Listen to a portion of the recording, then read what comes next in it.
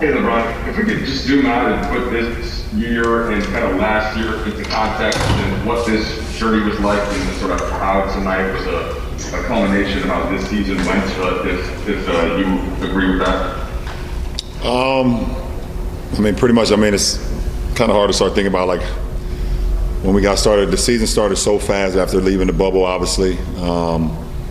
And I think I was talking to Wes in the locker room just a few minutes ago, and I said the one thing that bothers me more than anything, we never really got an opportunity to see our full team at full strength, either because of injury or COVID or something going on with our ball club this year. We could never fully get into a rhythm and never really kind of see the full potential of what we're capable of. And but all in all, I give my hats off to everyone on this team who showed up every day to work, showed up every day to compete, showed up every day to put in the time and effort, and obviously fell short of our goal, but try to do everything we could to be as good as we could be, as great as we could be under the circumstances. And also also want to shout out Phoenix too, Monty Williams, Book, and that team. They were excellent throughout this series, all of them. So much respect. Well, Brian, I know a lot of times we ask you about the things you accomplished in your career. You say when it's all over, you'll go back and look at it with Maverick and some wine. But this is the first time you didn't make it out of the first round, and it also ends the final streak for you. Can you look back at that run at all and put it in the context in terms of everything that you sacrificed and everything you did to be able to do that over this last decade and a half?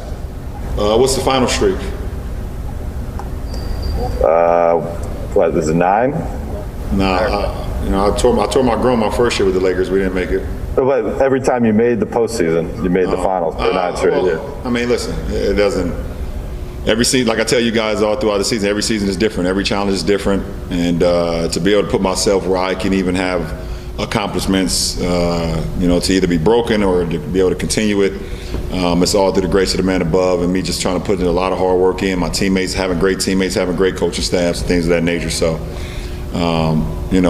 records are, if there's a record or if it's not, they're always meant to be broken. So, in that fashion, it doesn't matter to me as far as not making it out of the first round. What matters to me is getting this team back healthy. Me not being able to be at my full strength throughout this series, that's my main focus. But time to readjust and think about what the offseason has in store.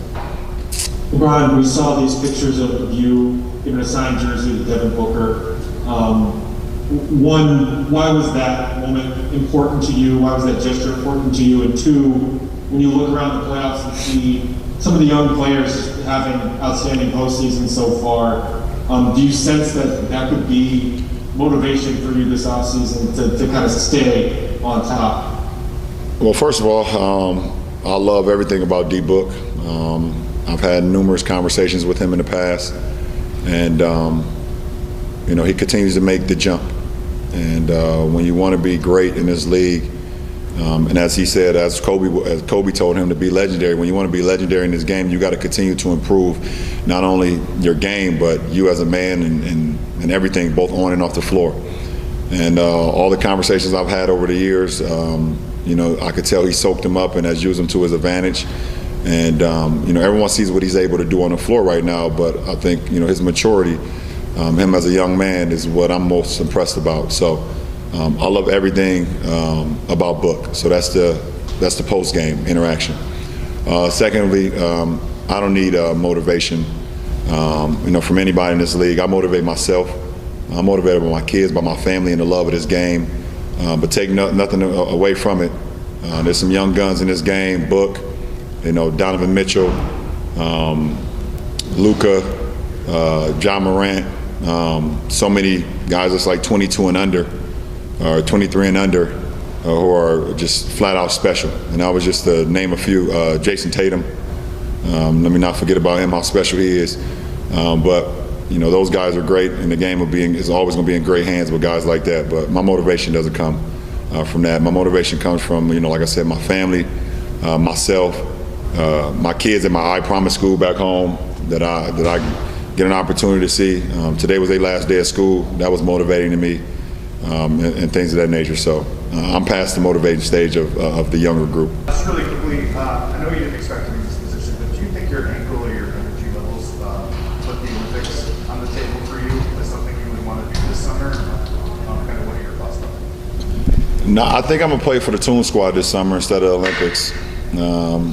I think that's what that's my focus on trying to beat the Monstars, or the Goon Squad, we call them now.